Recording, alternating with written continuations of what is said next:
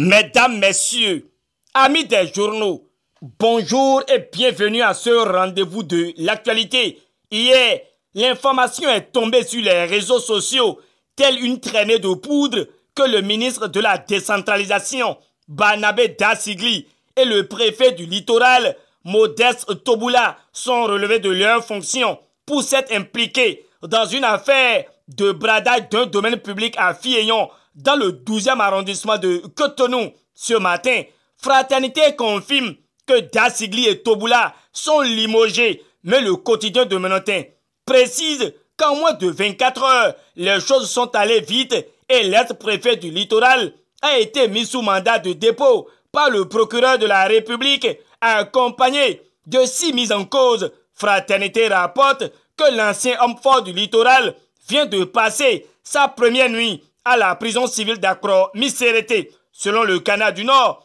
Modeste Toboula a écroué à la prison de Missérété avec 8 co-accusés parce que, trempé dans un sale dossier de vente de domaine public, le journal de Frédéric Alokpon ne passe pas sous silence le cas de Barnabé Dassigly, éjecté du gouvernement par décret pris en conseil des ministres hier. Le Béninois libéré voit simplement que c'était un mercredi noir pour les hommes forts de la rupture, tombés sous les balles domaniales. Toboula déposé en prison et Dassigly tombe étouffé parce qu'il a toujours mangé, martèle le Béninois libéré, avant d'ajouter qu'il entre au gouvernement par le portail et en sort par la cheminée sous le regard triomphant de Roudé. Donnant sa touche à la même actualité, Nord-Sud quotidien voit que n'était le tandem Talon Wadayi, la pilule passait et le Nokwe explique comment Romuald Wadayi a sauvé le domaine public.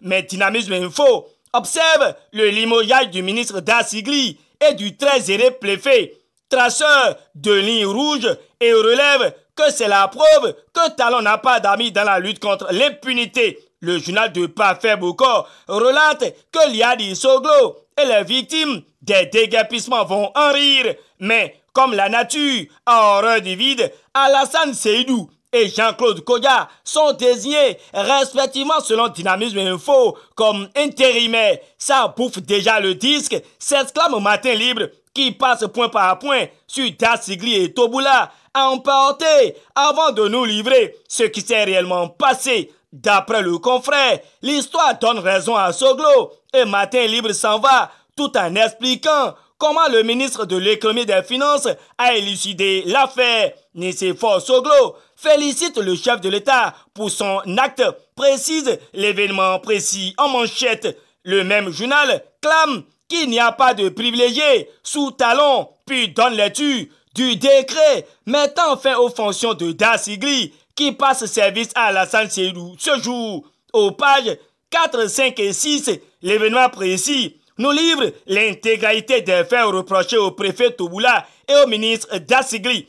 La page 2 du quotidien Le Matinal présente aussi ce que Talon reproche à Dassigly et à Toboula. Doit-on parler d'une révolution sous la rupture? Parce que l'on apprend, selon Dynamisme Info, que suite aux malversations présumées dans des tribunaux, des sanctions administratives et poursuites judiciaires sont annoncées contre des greffiers, tout en expliquant que c'est le révélé du Conseil des ministres.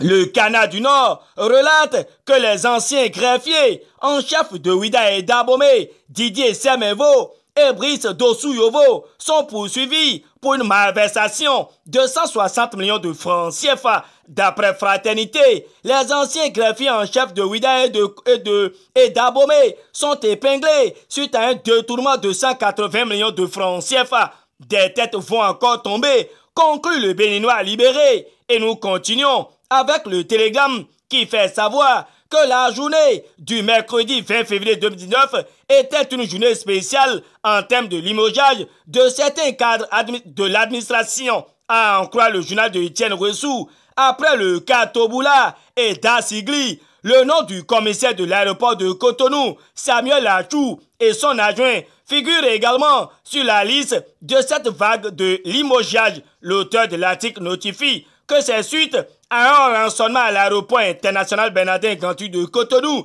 que le commissaire Samuel Lachou a été relevé. C'est Olu Olaniran qui prend le commandement et devient le nouveau commissaire de l'aéroport de Cotonou. Son adjoint, suivant le télégramme, c'est le capitaine Semegan, mais Chris Aimé, fraternité, parle aussi du coup de balai et signale que des radiations sont en vue. La nation jette un regard critique sur les actualités ci-dessus développées et se demande si la concussion et la mauvaise pratique tous azimuts constituent un phénomène irréversible au Bénin. Les parutions de ce jeudi 21 février 2019 s'intéressent aussi aux actualités afférentes aux législatives prochaines et l'opinion aujourd'hui nous annonce que l'enregistrement des dossiers de candidature demain à la Commission électorale nationale autonome ce jour.